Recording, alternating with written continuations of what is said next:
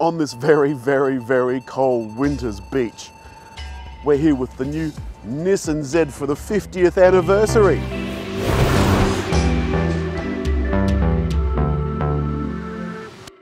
And this is celebrating 50 years of Nissan Z, with the 240Z going on sale in 1970. And now, over 50 years later, the current Nissan Z. And everything in between. Tamura-san, the man that was responsible for this car, told us that he had to fight for a manual transmission. The Nissan people, the people in charge, they didn't want to do one. He said, no, we've got to have one. So this comes in a 6-speed manual, or this, the 9-speed automatic. Both of them have the carbon fibre drive shaft.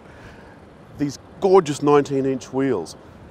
There was a launch model called Z Proto.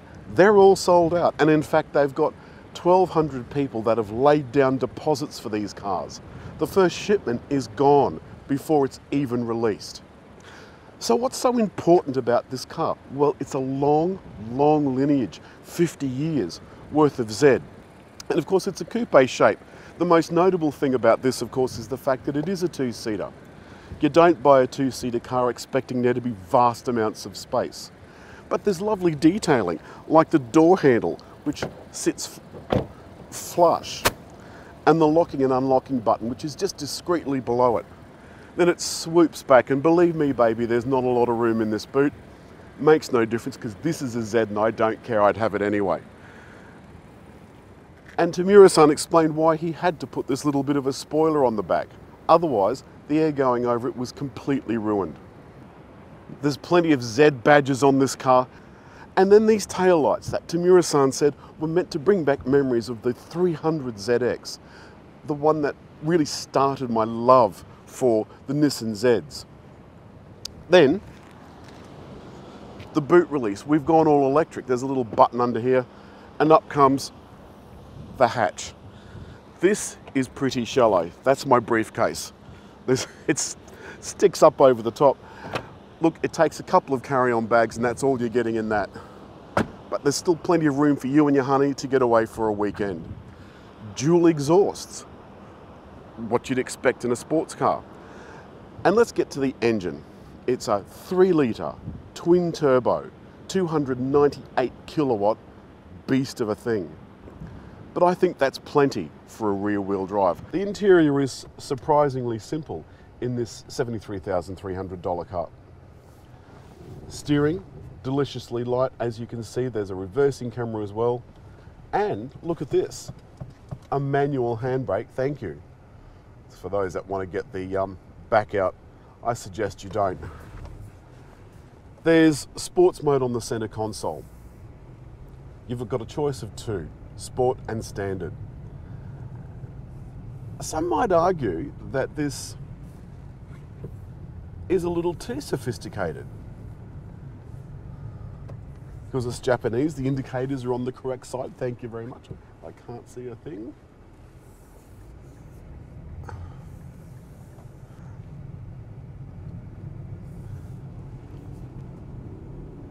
But the 9-speed automatic is absolutely divine. It's a Nissan automatic. It makes this incredibly powerful engine so flexible. That's not to say the 6-speed manual isn't brilliant, and both have launch control. The launch control is always on. All you have to do is go into sports mode.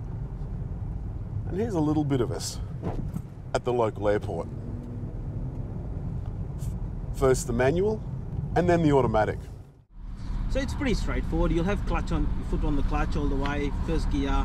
Once you put the accelerator down, it will show you. We'll say launch control where your tire pressure gauge is. And so I put it down as far as it's going is 5, right? Yeah. Okay, all right. Yes, so we're on the same page. Yes, and then you release your clutch. Yep. First gear will be very quick to change because it just gets up pretty quickly. You go to second, you'll probably be going all the way second. You could go third, but then second. It'll have some sort of cutout anyway, won't it? Yeah, it will start to rev limit. Yeah. Hate that. All right, you tell me when. Right, next one's going. You go, right? So first gear first.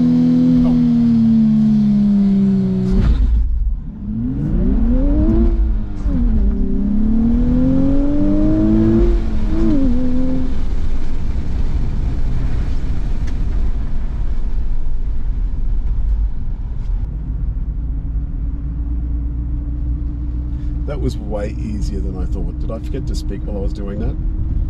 That was so fun. Now I'm going to do it in an automatic.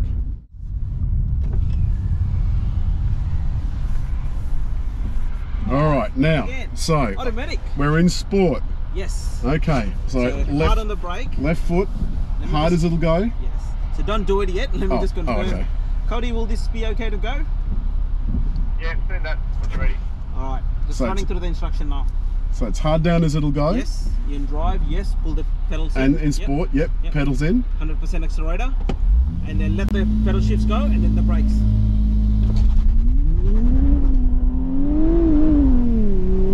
Oh, that was much more fun. Oh, that was much more fun. Oh, wow. That was amazing. That was absolutely amazing. To think that an automatic transmission can do that, that is absolutely outstanding. Probably the most surprising thing is just how easy this is to drive around town. The visibility over on that side, a little bit dodgy, but you've got a rear view camera, so that doesn't matter.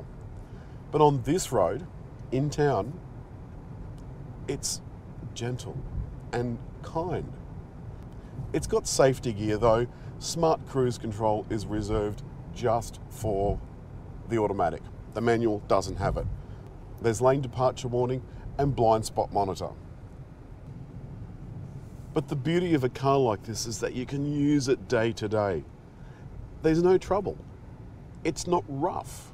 It's not unkind. It's not like the Beast. It's not like the GTR that is constantly trying to kill you. This thing is a gentleman's car. It's a gentleman's tourer.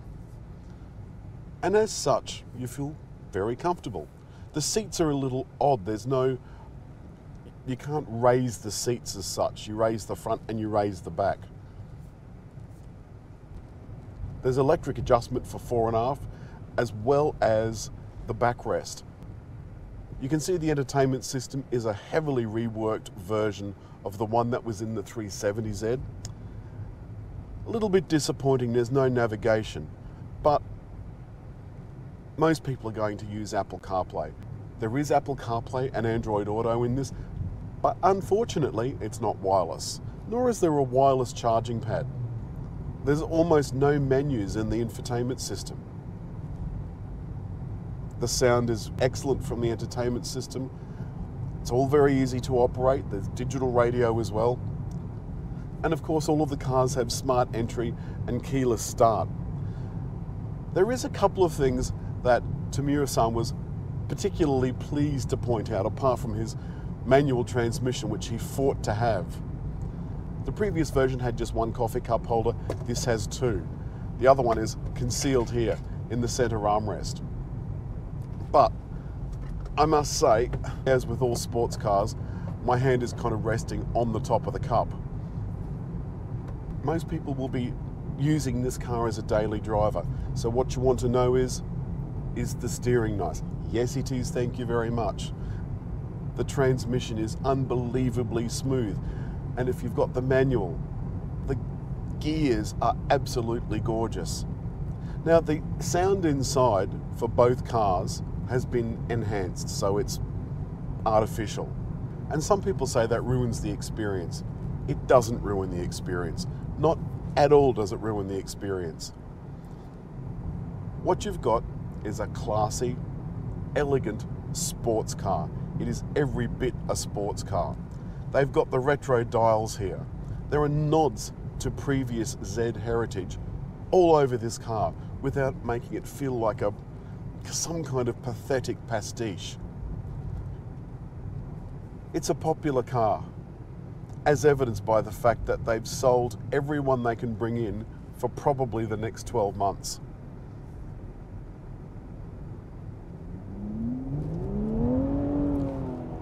Got a little bit untidy then, and I'm not even in sport. You have to treat this with respect. If you put your foot down on a damp road like this, yes, the back is going to get untidy. But we did some incredibly tight turns yesterday.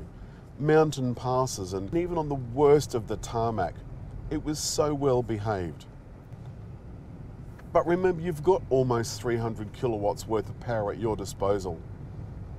You really don't want to test that in the hands of an inexperienced driver. That could go horribly wrong. The air conditioning is automatic, but it's just one zone. That's all you need. And there's only enough room for you and a friend. 2 small bits of luggage. And you know what? That's the way I like it. And that's all this week from 50 years of Nissan Z. This is my favourite colour, and this is my favourite car. It doesn't put a foot wrong, it's got just enough slip to keep things exciting. I'd buy this with my own money. And I don't say that about a lot of cars. But as always, hit like, leave a comment, and just there to subscribe. And I pray, I believe in a better day.